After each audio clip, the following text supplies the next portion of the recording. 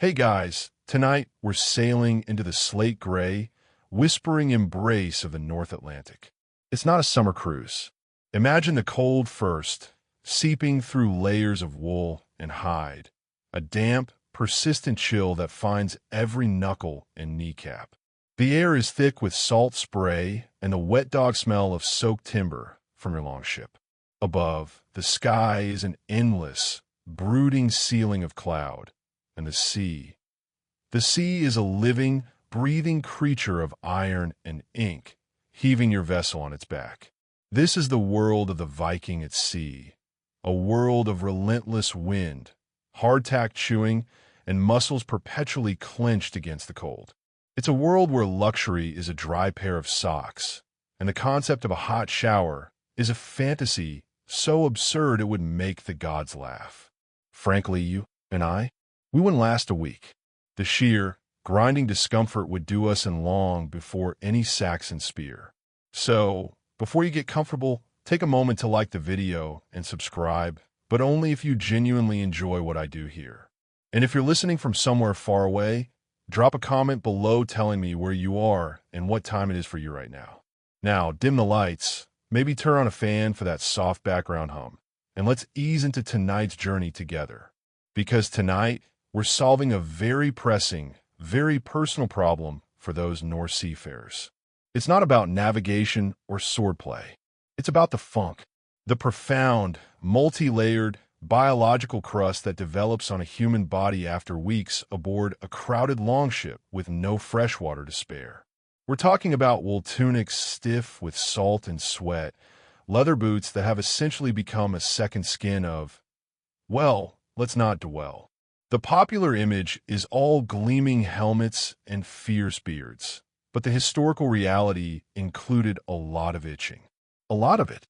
And while history loves to recount their raids and explorations, it often glosses over the practicalities. Like, how do they deal with being downright filthy? The answer, surprisingly, begins not with a bar of fragrant soap from market, but with something slimy, green, and swaying in the icy shallows. But we'll get to the seaweed in a moment. First, you have to truly settle into the discomfort. You're not a spectator, you're there. Your skin itches under the salt rime. Your clothes chafe with every movement of a ship. You can smell your own hair, a potent mix of wood smoke from the last shore fire, fish, and that unmistakable human scent that emerges when showers are but a distant dream. It's a sensory experience you wouldn't wish on your worst enemy, but it's the essential starting point. This pervasive grime wasn't just unpleasant. It was a practical problem. It could lead to sores, infections, and a morale lower than the winter sun. And while the popular historical fact is that Vikings were known for bathing more frequently than many of their European contemporaries, they had a reputation for it, much to the chagrin of some monks who wrote about them. That was easier said than done when you're in the middle of the ocean. The luxury of a Saturday night bath in a wooden tub was a sure thing. At sea, they needed a different solution. A portable, desperate, make-do kind of cleanliness. And their ingenuity, as it often did, turned to the only resources they had in endless supply. The brutal sea itself and the unforgiving coastlines it battered. A little-known fact is that the very alkali they needed for soap could be pulled from the ocean's garden, not just from the ashes of inland trees. Historians still debate the exact methods and recipes. As you can imagine, no one was writing down precise soap-making instructions on a runestone. But the evidence, both archaeological and from later folk practices, points us to a messy, smoky, and remarkably clever process. A process that starts with admitting you have a problem. And that problem, friend, is that you smell like a fisherman's forgotten net. So you're marinating in your own Viking-era essence, and the societal pressure to do something about it is complicated. On one hand, there's that famed fastidiousness, the tales of combs and ear spoons found in graves, the idea that being drained or clean mattered. On the other hand, you're a warrior, a trader, an explorer surviving on a floating toothpick in the North Atlantic. Priorities shift, but eventually, the itch becomes a distraction. The salt crystals grinding against your skin feel less like a badge of honor and more like 1,000 tiny irritations. The wool of your tunic, once a warm embrace, now feels like a cage of prickly, damp sandpaper. You can't concentrate on reading the waves for signs of land or listening for the shift in bird cries that might signal an island, because all you can think about is the maddening, persistent need to scratch. It's a universal truth, as true then as it is now. You can only ignore a fundamental bodily discomfort for so long before it starts to erode your very will. And for a crew packed tighter than salted herring in a barrel, one person's discomfort quickly becomes everyone's problem. Morale, as any good raiding party leader knew, was a fragile thing. It could be broken by a storm, by hunger, or by the collective, unspoken agreement that everyone absolutely reeked. Think of the olfactory landscape. Beyond the sea and the ship, there's the scent of unwashed bodies, a potent, musky bass note. Over that, the tang of old sweat soaked into leather armor. The sour-sweet smell of fermented fish or dried meat from the provisions. The earthy, damp odor of bilge water. The metallic hint of blood, maybe from a recent catch or minor injury. It's a cocktail of humanity under pressure. And while they were used to it, there had to be moments, especially during long periods of calm sea or when finding a sheltered cove, when the desire for a reset, for a feeling of freshness, became overwhelming. Not for vanity, but for sanity. The popular notion is of hardened, smell-proof barbarians, but they were human. They felt the grease in their hair, the grime under their nails. They noticed, and in the quiet moments, staring at the endless water, they'd dream of a solution. A hot spring would be paradise, but those were few and far between. Fresh water was for drinking, not wasting on frivolities like washing. So what could they use? This is where we stumble upon a little-known, almost absurd fact. They might have used their own urine as a rudimentary cleaning agent later on for laundry. The ammonia in it can break down greasy stains. It was a practice known in many ancient cultures. But even for a Viking, that was a last resort, shoreside kind of remedy. At sea, it was hardly a scalable or pleasant solution. No, they needed something more substantial, something they could produce in quantity. They knew the basic principle of soap from contact with other cultures or from their own homesteads. Ash plus fat makes a substance that cuts grease. That's the foundational, popular historical fact. Every child who's done a basic chemistry experiment knows it now. But here's the catch on a longship. You have no fireplace to make fine ash from hardwood. You have very limited fat to spare. What you carry is food, precious calories for rowing and surviving. You can't just burn your ship's timber. That's career-ending and life-ending stupidity. So you're stuck. You know the theory, but the practice is impossible with your current resources. It's a classic innovation bottleneck. Historians and archaeologists still debate the exact moment this problem collided with the right environment, but it likely happened not in the open ocean, but when necessity drove them to a very specific kind of shoreline. A rocky, treacherous, seaweed-strewn shore that looked less like a resource and more like an obstacle. But to a mind stretched thin by itch and irritation, that slimy, tangled mess might just have looked like a potential answer. The knowledge of soap is ancient, a quiet, smoldering secret long before the first longship ever keeled into the waves. Centuries earlier, in the lands around the Mediterranean, people had stumbled upon the magical, grime-cutting alchemy that happened when the right kind of ash met the right kind of fat. The story goes that the Romans, or maybe the Gauls, noticed it at their sacrificial altars, animal fat dripping on a hardwood ashes, rain washing the mixture into clay, and then the discovery that this strange, greasy clay made the laundry much cleaner. It was a happy accident born from fire and offering. That basic recipe, alkali from ash reacting with triglycerides from fat to create soap molecules, is a piece of chemistry that hums in the background of human civilization. It's a popular historical fact, a cornerstone of domestic history. The Vikings, through trade, travel, and sheer cultural osmosis, would have been aware of this. They weren't isolated savages. They were connected, keen observers. On their homesteads in Scandinavia, making a crude soap from the ashes of the winter fire and the rendered fat of a butchered animal was probably a known, if tedious, household chore for the long winter nights. It would have been a lumpy, harsh thing, used for scouring pots and maybe washing the worst of the grime from working clothes. But it worked. It was proof of concept. But here's the thing they don't tell you in the simplified timelines. That homestead recipe was a landlocked solution. It depended on two steady land-based resources, a lot of wood to burn for high potassium ash. Hardwoods like beech or oak were best, and a surplus of animal fat, usually from pigs or cattle. On a ship, both of these are laughably scarce commodities. You're not burning valuable, seasoned oak for ash. That oak is the ship, your lifeline. And the fat?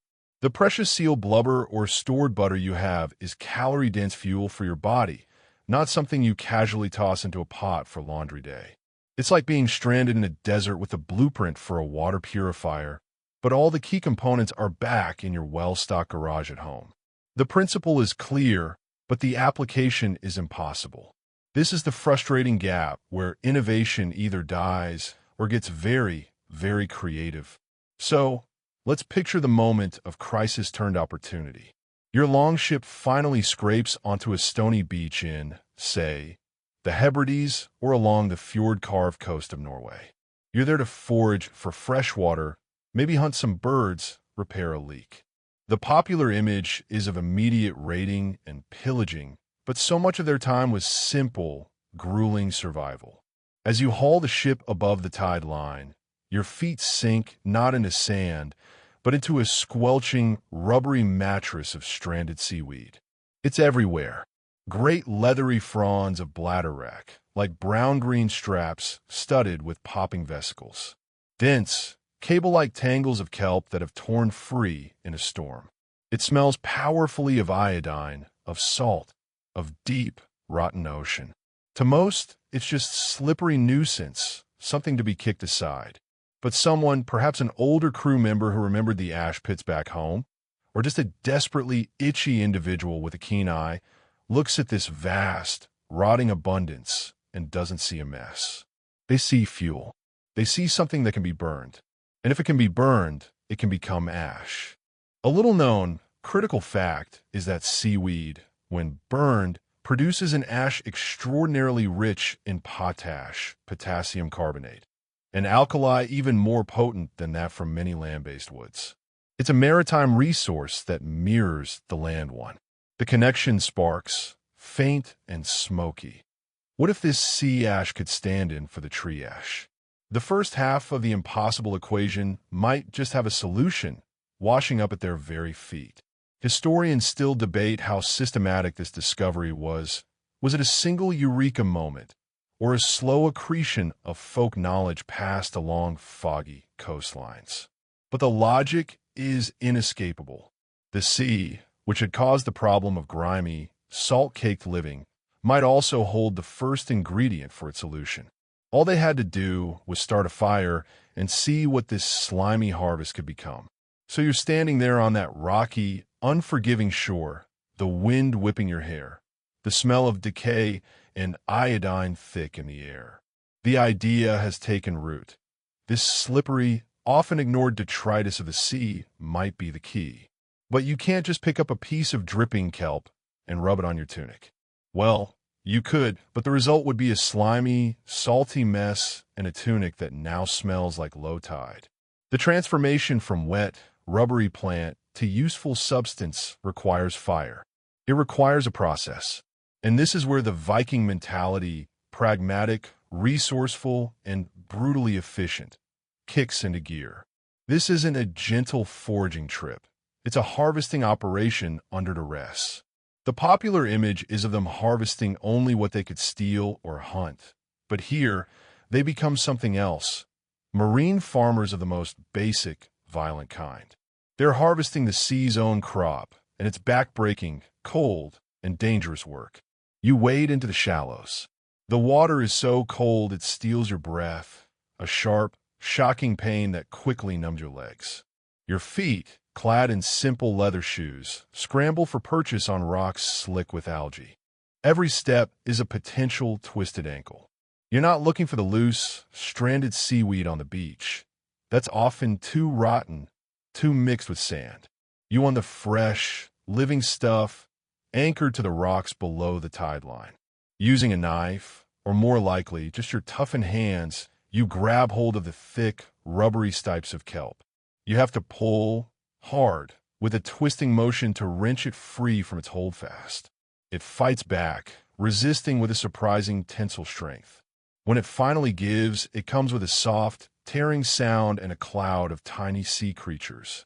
Your arms are now full of a cold, heavy, dripping mass of brown-green vegetation. It's like gathering giant, slimy snakes. You lug it back to shore, dumping it in a growing, glistening pile that already attracts gulls and flies. You do this again and again, until your back aches and your fingers are wrinkled and numb, until a small mountain of seaweed lies on the stones. It's a humbling sight. You, a feared raider of monasteries, have been reduced to gathering soggy salad. The humor of the situation wouldn't be lost on you. A little internal joke about how far you've fallen from the glory of plunder. This is the unglamorous, little-known truth of innovation. Before the chemistry, before the fire, comes the sheer physical labor of acquisition. And this seaweed isn't uniform. They'd learn, through trial and error, which types burn best. The giant kelps, with their long, broad fronds, were likely prized for their volume. Bladderwrack, with its distinctive air-filled pods, might have burned differently. It was an imperfect science, but they had what they needed: bulk. A renewable, coastal resource they could access whenever they made landfall on these rugged shores. Historians still debate the specific species they preferred, as the archaeological evidence is literally ashes, but the prevalence of certain seaweed ashes in later, traditional soap-making in places like the Scottish Isles and Iceland points to a sustained knowledge. Once the pile is sufficiently enormous, and it has to be enormous because burning wet seaweed yields a surprisingly small amount of ash, the next phase begins. You need to dry it, so you spread the slimy harvest across the sun-warmed rocks, if the sun is out, or you drape it over makeshift racks of driftwood near your campfire. Slowly, the seawater drips away. The fronds lose their glossy sheen and become leathery, then crisp. The smell changes from fresh ocean decay to a drier, more concentrated, almost smoky odor. It's ready. Now, you're not just a harvester. You're about to become an alchemist, using the oldest tool known to man, flame. And you'll do it not in a fancy crucible, but in a simple, smoky pit dug right there on the beach, with the vast, gray ocean as your witness.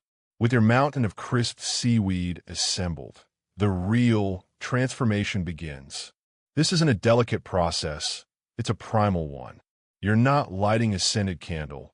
You're committing wholesale botanical arson for a very specific purpose. First, you or someone with a keen eye for terrain selects a spot a safe distance from the ship and any tents. This fire is going to be smoky, unpredictable, and potentially smelly in a whole new way. A shallow pit is scraped into the stony earth, or perhaps a ring of larger rocks is assembled to contain the blaze. There's no ceremonial aspect to this. It's pure utility. The dried seaweed is fed into the pit, bundle by crackling bundle. It doesn't catch like dry tinder. It resists smoldering at first, producing a thick, acrid, blue-white smoke that smells profoundly organic, a mix of burning salt, iodine, and something deeply vegetal that stings the back of your throat. It's the smell of the ocean being unmade by fire. You cough, your eyes water, but you keep feeding the pyre. This is the popular, visceral image of industry. The fire tender, face smudged with soot, coaxing heat from an unwilling fuel. The seaweed burns strangely. It pops and hisses as residual moisture and salts combust. The air bladders on bladderwrack explode with tiny, sharp pops. It's a low, sulking fire, not a roaring bonfire of dry wood. It requires constant attention, constant turning with a long stick to ensure it all chars evenly. You're not aiming for a quick incineration. You want a complete, slow reduction to nothing but mineral remains. This could take hours. As you tend, you're surrounded by the sounds of the coast. The cry of gulls, the endless sigh of waves on rock, the crackle of your peculiar fire. Your mind might wander. You might think of the warm, clean-smelling hearth back home, where ash was a byproduct of comfort. Here, ash is the sole, desperate goal. The comparison is bleakly funny. You've traded a cozy longhouse fire for a smoldering pit of stinking seaweed on a windy beach, all because you're too itchy to think straight.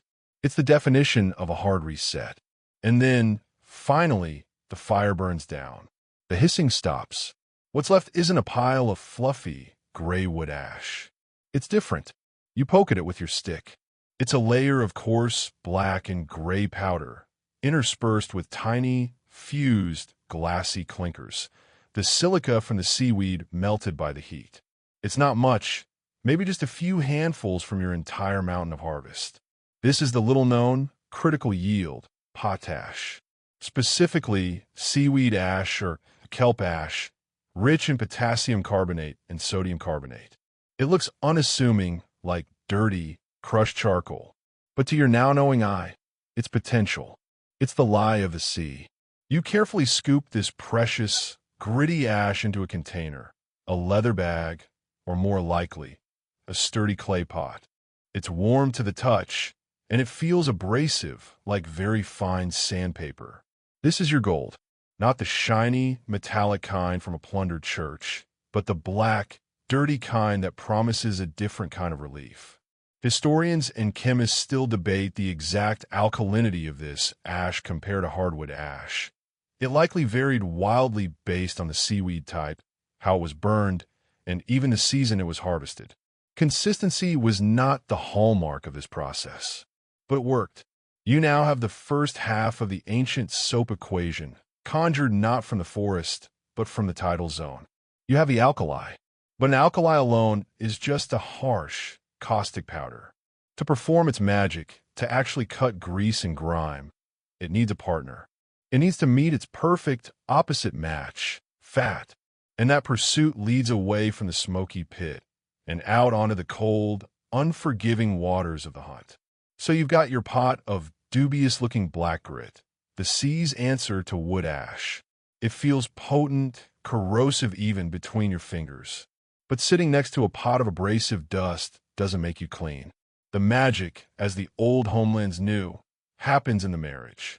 The alkali needs to meet the fat. And this is where the Viking soapmaker's challenge reaches its peak of brutal pragmatism.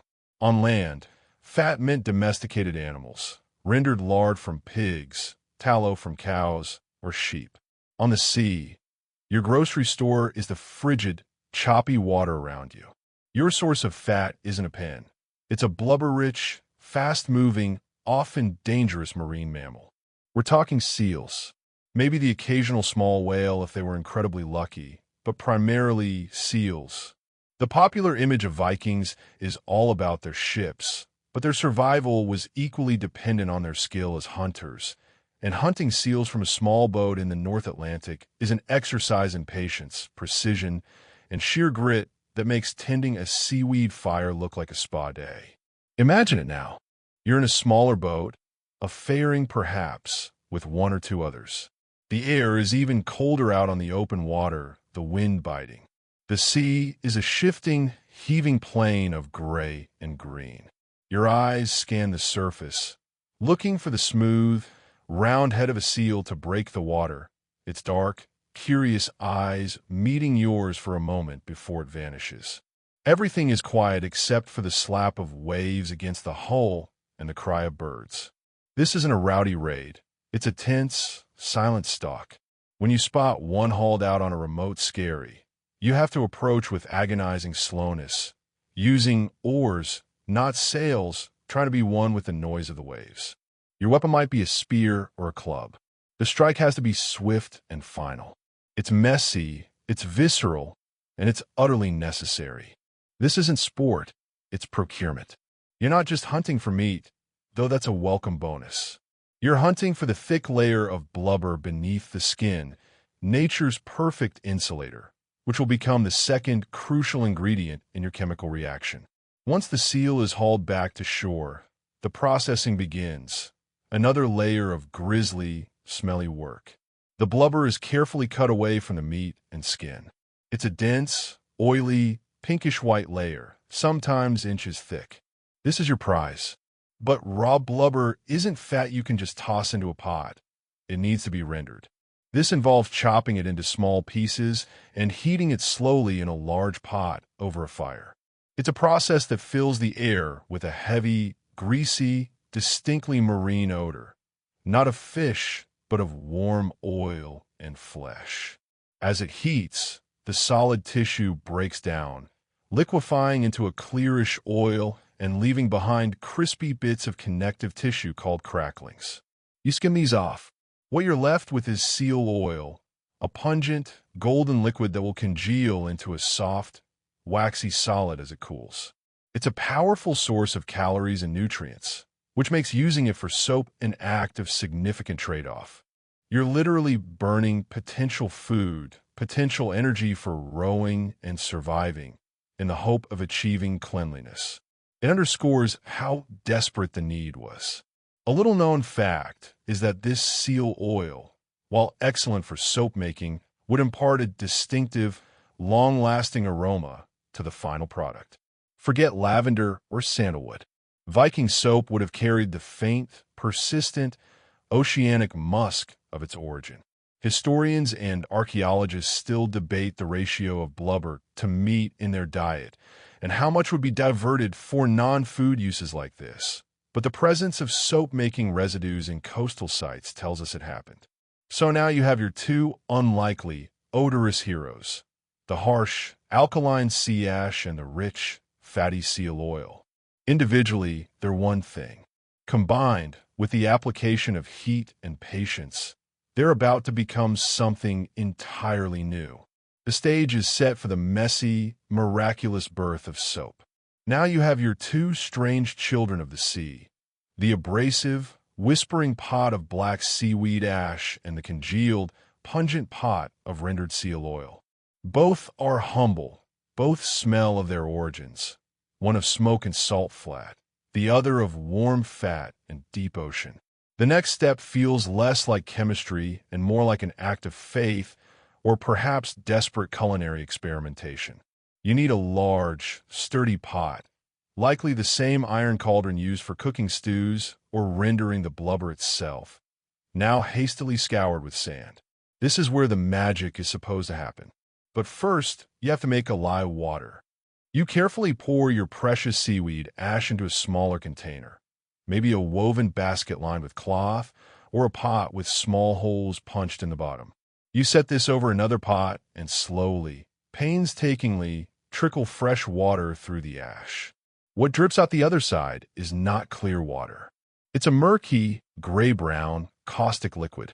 This is your lye leachate. It's dangerous stuff. If you splashed it on your skin, it would sting and burn. It's the extracted essence of the alkali, the reactive power of the seaweed concentrated into a solution.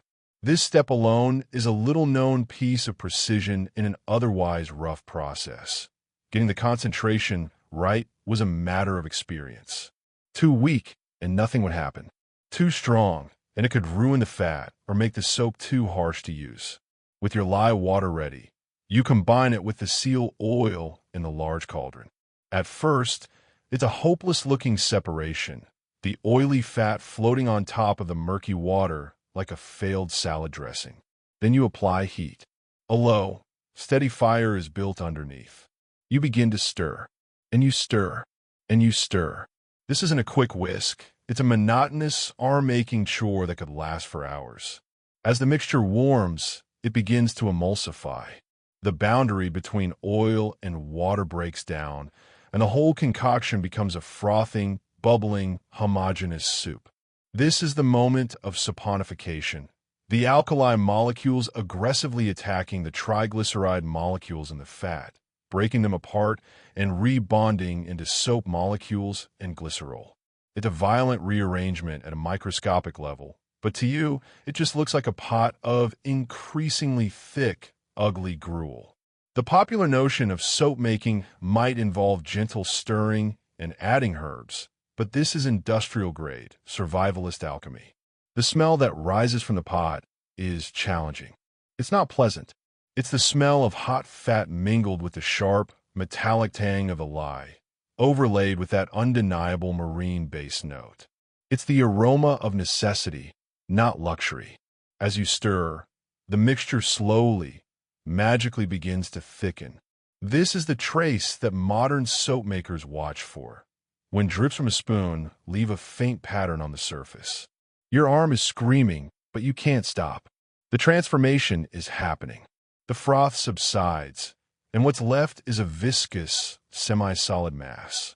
Its color is uninspiring, a murky grayish-brown, like dirty dishwater that's been left to settle.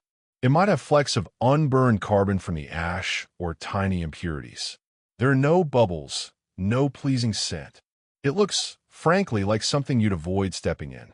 But you know, from lore or from past experiments on land, that this unappealing gloop is the goal. This is soap, or rather, soap paste.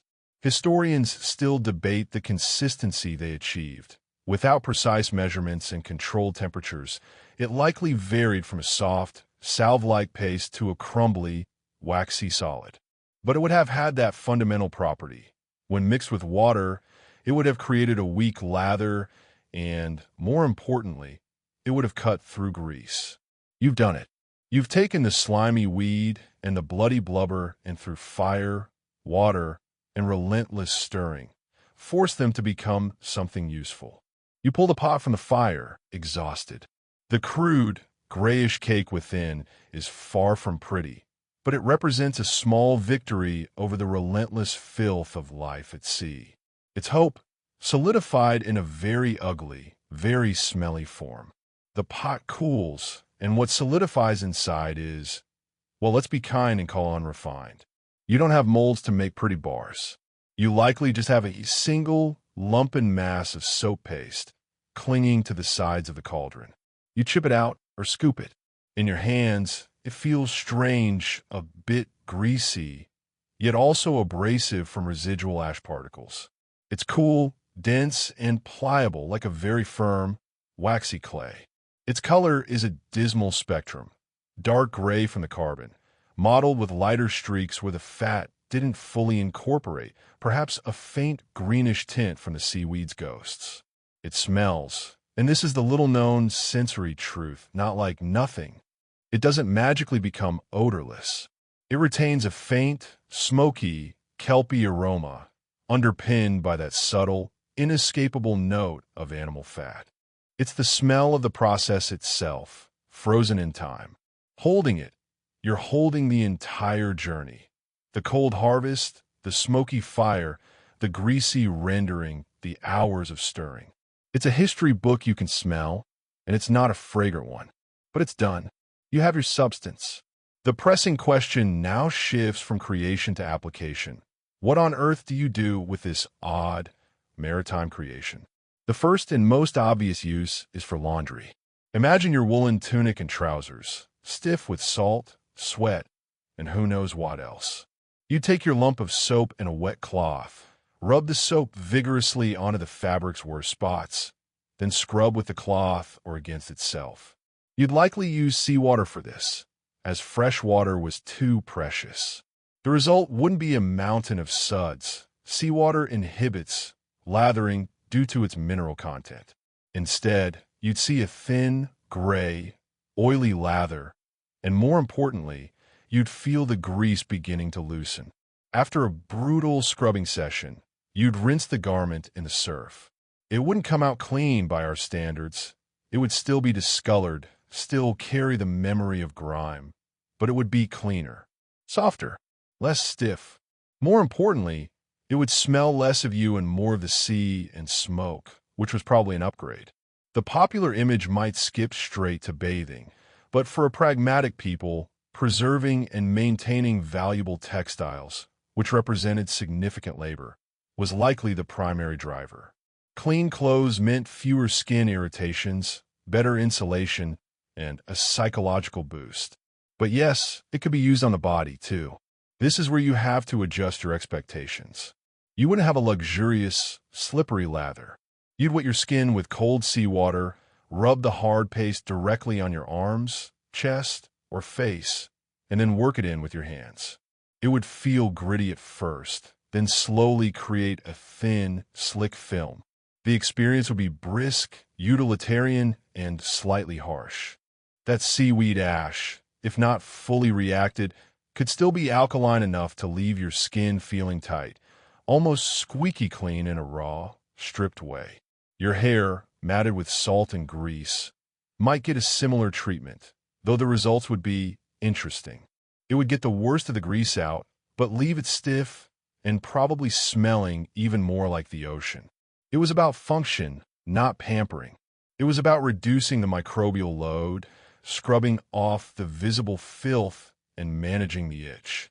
A little-known fact is that this harsh, marine soap might have had an unintended benefit.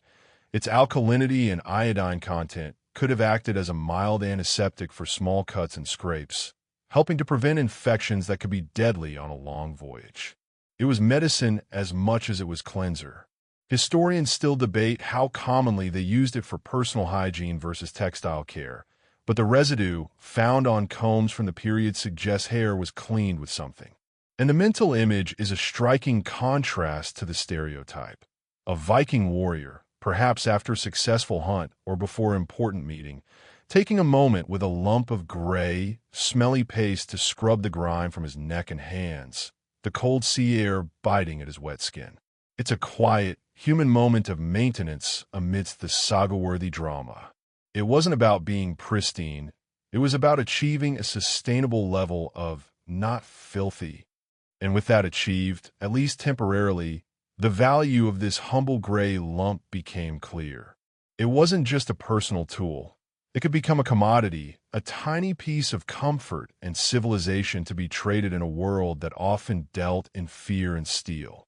So you've used your gritty, gray soap. Your tunic is less stiff, your skin feels strangely tight, but undeniably less grimy, and the world smells a bit more of smoke and less of human struggle. The immediate crisis is averted. But in the Viking mind, a solution to a common problem is never just personal. It's potential. It's value. This humble, ugly paste, born of seaweed and seal blubber, represented knowledge. And knowledge, especially practical, survivalist knowledge, was a form of wealth. It could be traded. Imagine a small trading post in the Shetlands or on the shores of the Baltic. Alongside amber, furs, and sharpened iron, someone might offer lumps of this peculiar, hard cake. Cleans wool, cuts grease, good for the skin after a long sail. It wouldn't have been a high-value item like silk or silver, but as a useful domestic commodity, it had steady worth. A family in a remote coastal settlement, with access to seaweed and the occasional seal, could produce this. It was a way to participate in the broader economy without having to raid a monastery. The popular image of Viking trade is all about slaves and swords, but the reality was far more mundane and diverse. Honey, wool, whetstones, and yes, probably lumps of soap. This gets us into a fascinating, little-known area, the potential for soap secrets. The process, while straightforward in principle, had its nuances. Which seaweed gave the strongest alkali? What was the best ratio of ash to fat? How long to stir for the best consistency?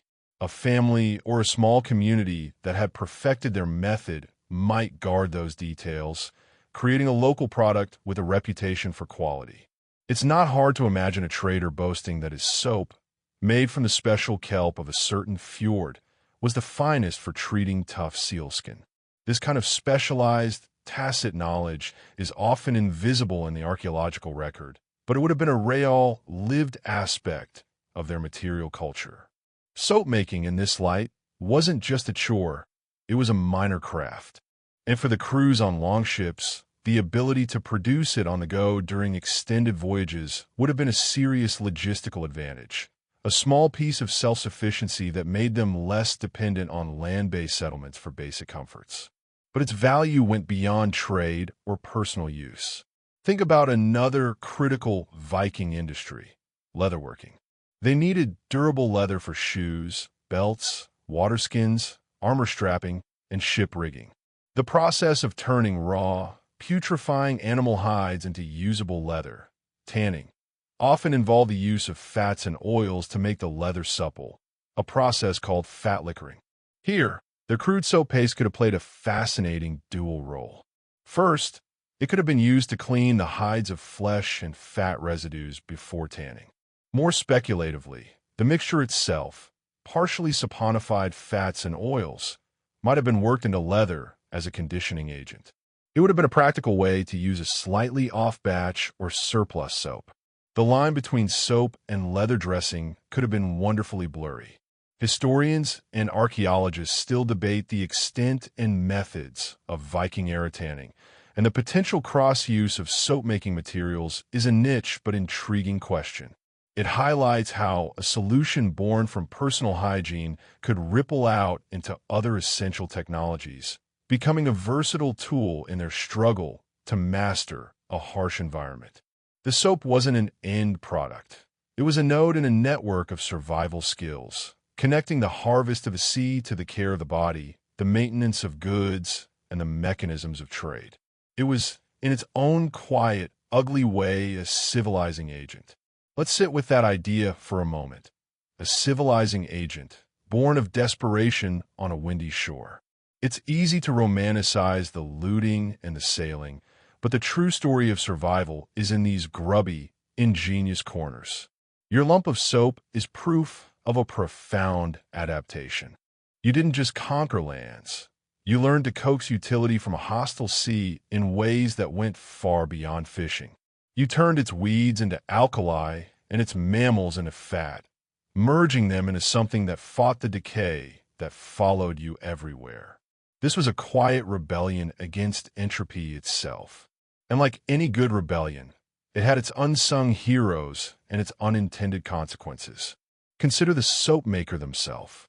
Probably not a designated person at first, but perhaps someone with a knack for the process, a patient soul who didn't mind the endless stirring or the complex smells. They become a minor but vital figure in the crew or the coastal community.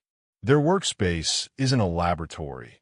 It's a smoky, greasy, chaotic zone on the edge of camp, marked by the charred circle of the ash pit and the lingering, unique odor of the craft.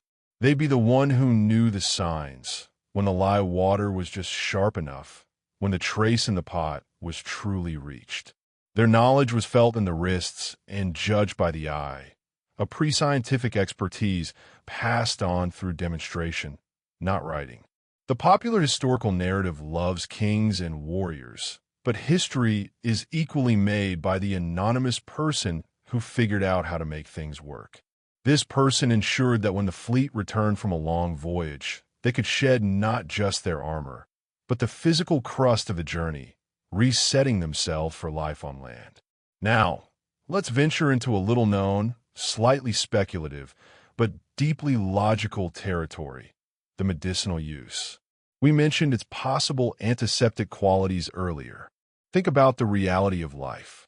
Cuts from fishing lines, splinters from shipbuilding, abrasions from hauling ropes, the inevitable nicks and scrapes of a physical existence. These minor wounds, festering in environments soaked in salt, fish guts, and general filth, could quickly turn dangerous. Infection was a silent, creeping killer. While they had other remedies, honey, certain herbs, what if that harsh, alkaline soap paste was also used as a first-line cleanser for wounds? Washing a cut with a solution made from the soap, or even carefully applying the paste itself around it, would have helped debride the wound and create an environment less friendly to bacteria thanks to the high pH and any residual iodine from the seaweed. It wouldn't have been a cure-all, but it could have tipped the odds. Historians and paleopathologists still debate the range of Viking-era first aid, but the principle of clean it is ancient, and they had the tool. This transforms the soap from a mere cleaning product into a piece of survival medical kit. Its value magnified 100-fold. And then there's the psychological dimension, which is often completely overlooked. The act of washing, even with this crude substance, is a ritual of renewal. After weeks of storm and struggle, to stand on a steady shore, to feel the grit of the soap, the cold rinse of seawater, and to emerge feeling a tangible difference, that's a powerful mental reset. It's a line drawn between the chaos of the voyage and the calm of the moment. It's a reclaiming of one's own body from the elements. In a world governed by fate and the whims of the gods, this small act of self-care was a rare sphere of personal control. You couldn't command the wind, but you could command the state of your own skin and your garments.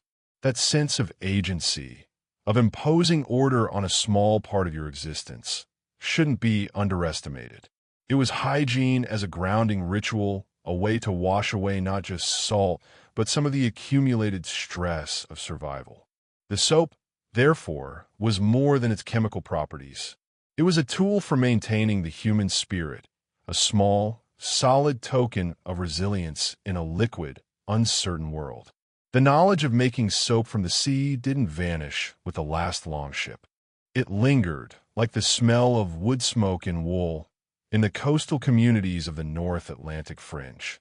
Long after the age of exploration had moved on to other technologies, in the remote crofts of the Scottish Highlands, the windswept villages of Iceland, and along the rocky Norwegian coast, the old method persisted. It was folk knowledge, passed from mother to daughter, from fisherman to fisherman, not as a Viking relic, but as a sensible use of what was at hand. The popular historical timeline might jump from the sagas to the medieval period and beyond, but in these isolated places, time moved differently, and practical solutions had long shelf lives. They might have swapped seal blubber for sheep tallow or fish oil as resources changed, but the principle remained: harvest the seaweed, burn it, leach the ash, combine it with fat. It was a technology perfectly adapted to its environment, and so it endured. Archaeology gives us whispers of this continuity, not in grand hoards, but in the subtle, ground stains of forgotten work. On old shorelines, sometimes you find the remains of what are called kelp pits or ash middens. Shallow depressions filled with a distinct, dark, carbon-rich soil, often mixed with fragments of those fused, glassy clinkers from the burnt seaweed. To the untrained eye, it's just a patch of unusually dark earth. To an archaeobotanist or a landscape historian, it's a signature. It's the ghost of a small industry. These pits are the little-known, tangible footprints of the process, scattered across the North Atlantic like faint echoes.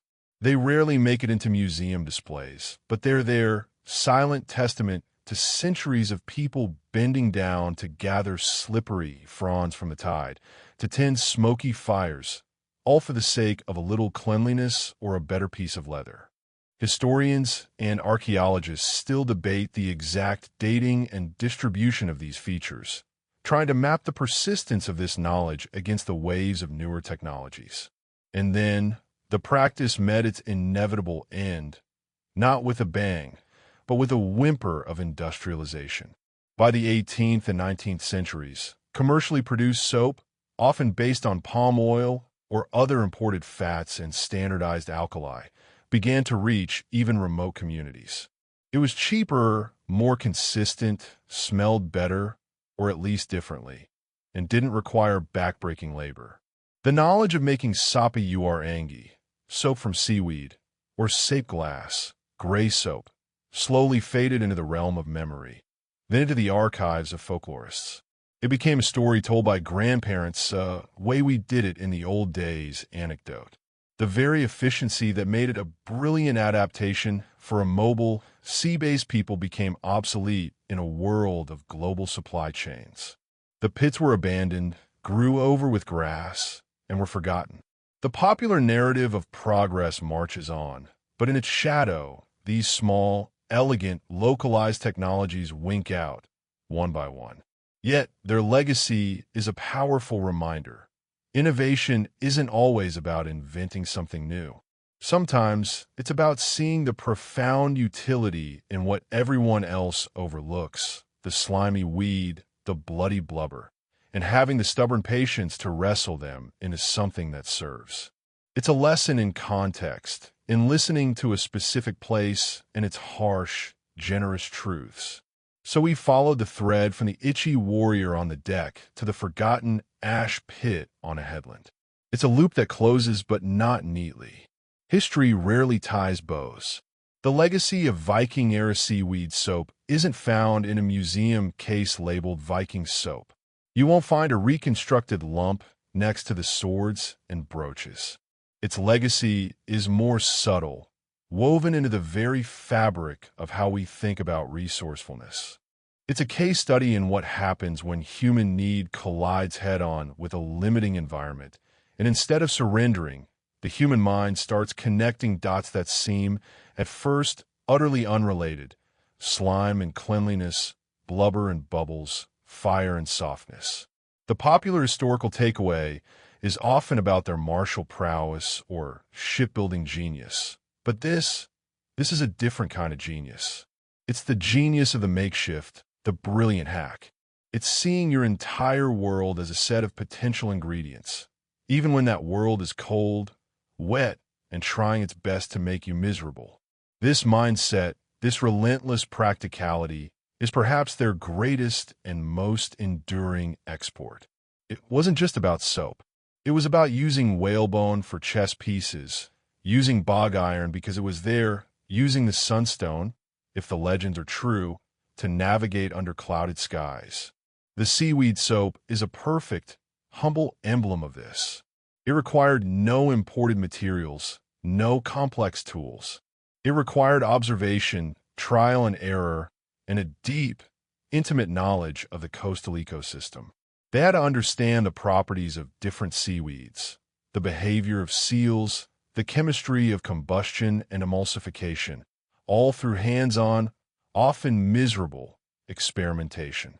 A little-known facet of this is the communal knowledge it represented.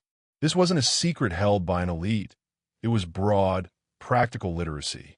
Every member of a crew or a coastal household would understand the value of the process, even if they weren't the specialist stirring the pot. They'd know which coves had the best kelp, what time of year the seals were fattest. This embedded, ecological intelligence was the real infrastructure of their society.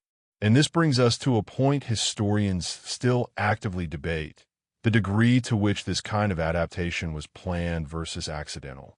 Was the first batch of seaweed, soap, a happy accident?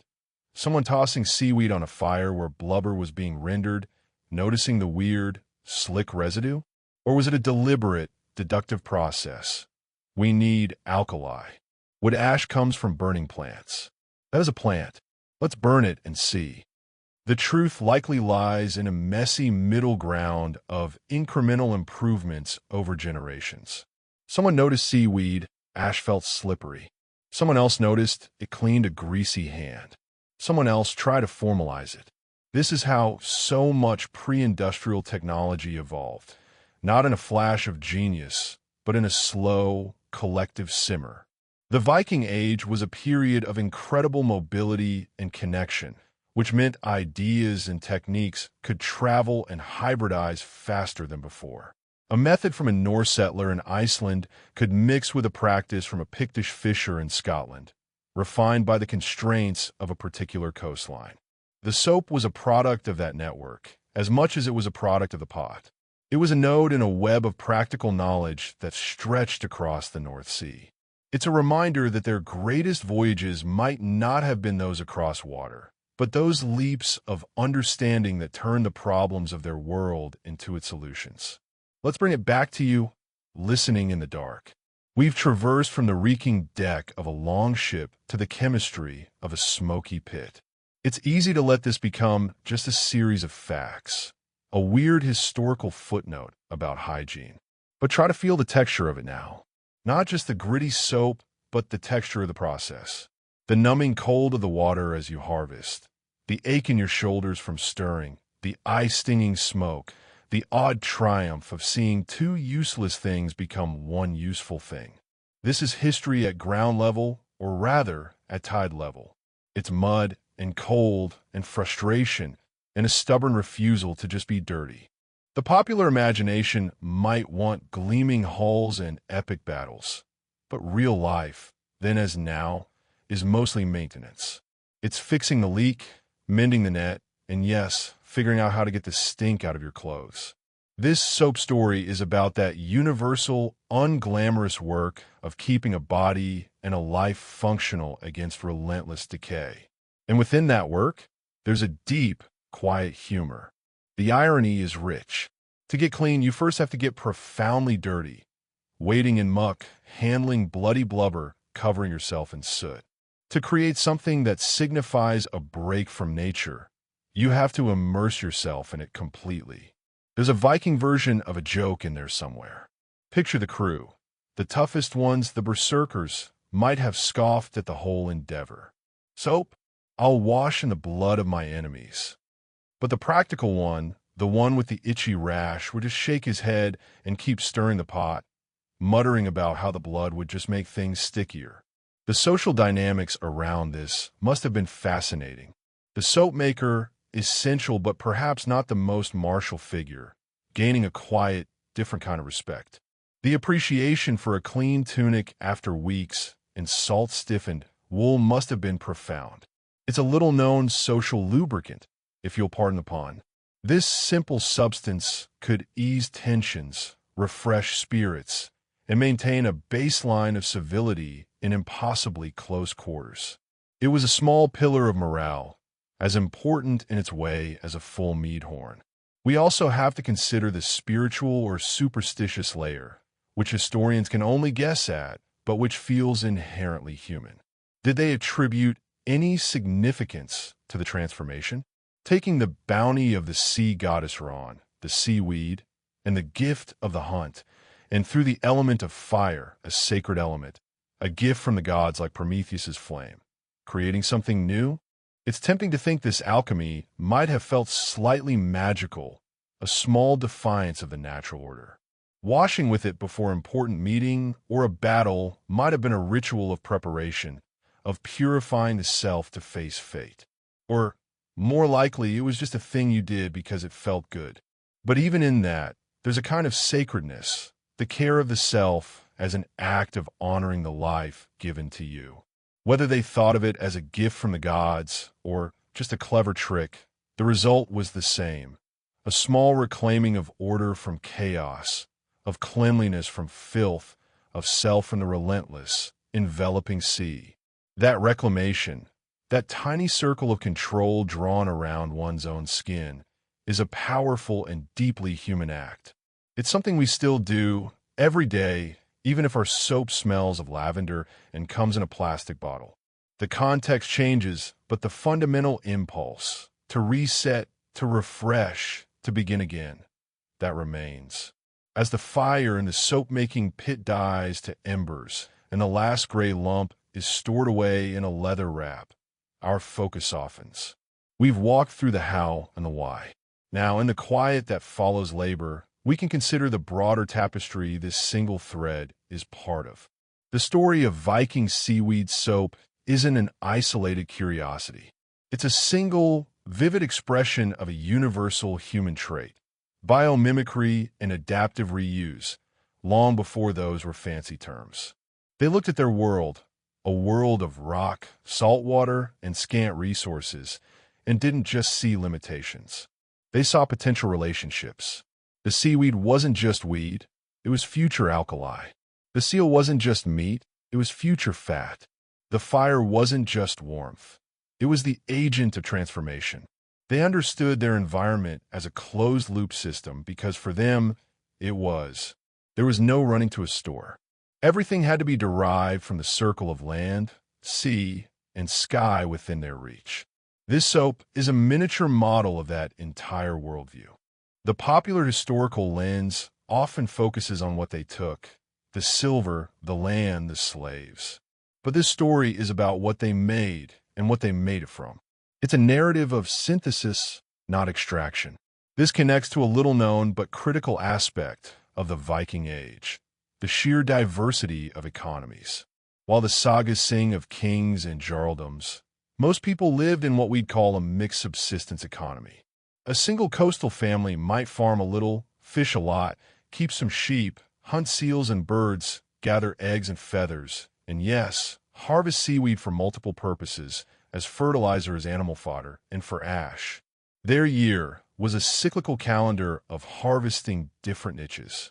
Soap making would have been a seasonal task, likely in the calmer, brighter months when seaweed was abundant and seals were puppying, providing rich blubber. It wasn't a constant activity, but an integrated one, a thread in the annual rhythm. This deep, localized knowledge is what allowed settlements to survive in marginal places like Iceland, Greenland, and the Faroes.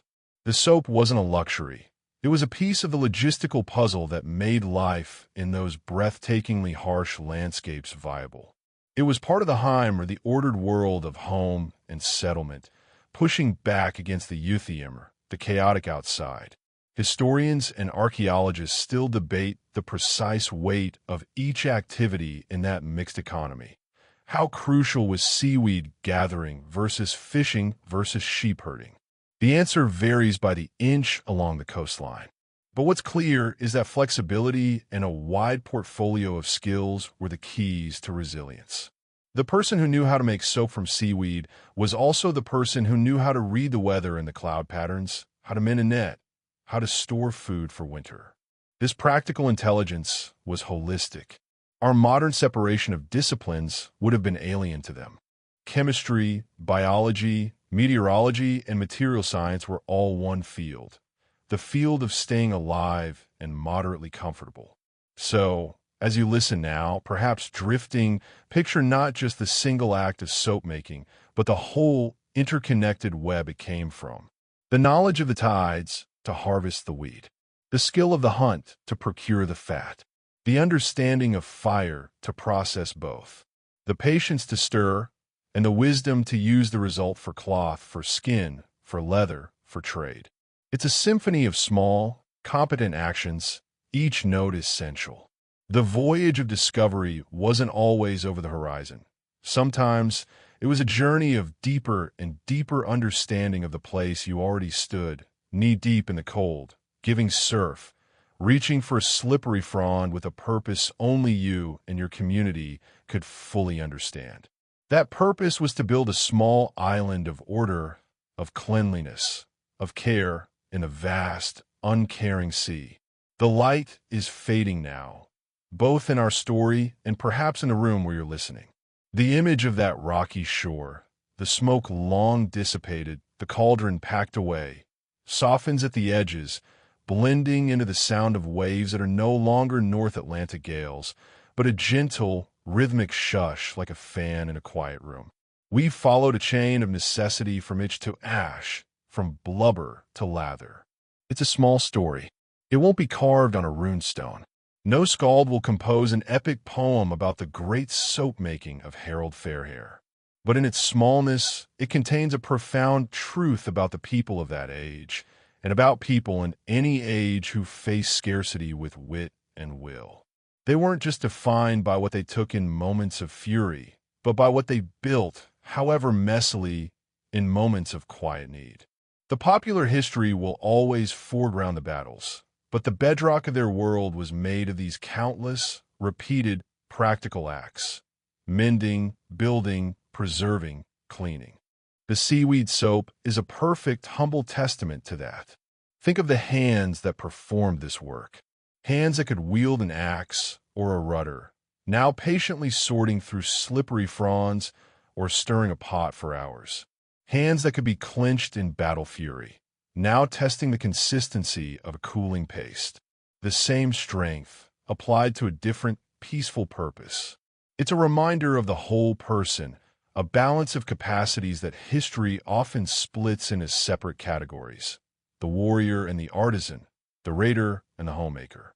But they were all those things, often in the same skin, across the span of a season or even a day. The little-known, intimate truth is that the comfort of cleanliness, however roughly achieved, made the hardship of the rest of it more bearable. It was a stitch in the fabric of their resilience. After using that soap, pulling on a tunic that was merely damp with salt water and not stiff with old sweat, a warrior might feel just a fraction more human, a fraction more prepared to face whatever came next. It was a subtle armor of its own. Historians will, of course, continue to debate the minutiae, the regional variations, the archaeological signatures, the precise economic role. But the essential fact remains as solid as that lump of gray soap. They did it.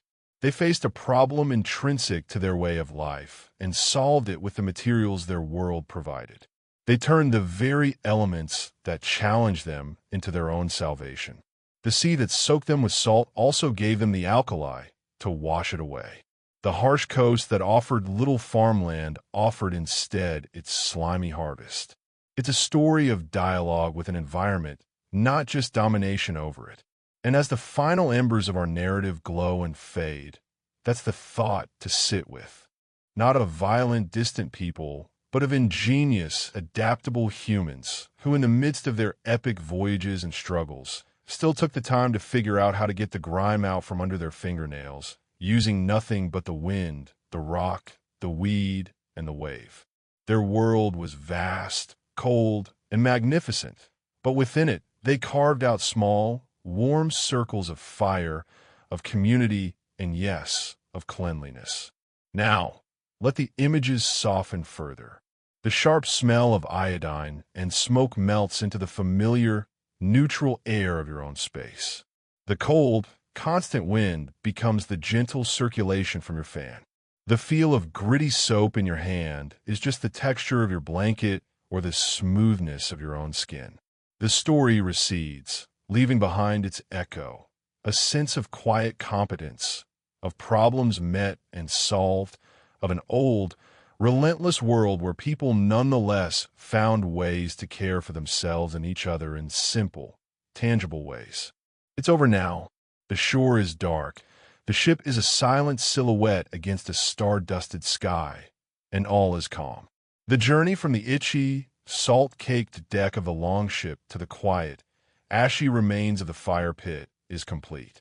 You've traveled through a history not of kings and dates, but of sensation and necessity, the burn of cold water, the ache of labor, the acrid scent of transformation, the slight, surprising satisfaction of a rough solution.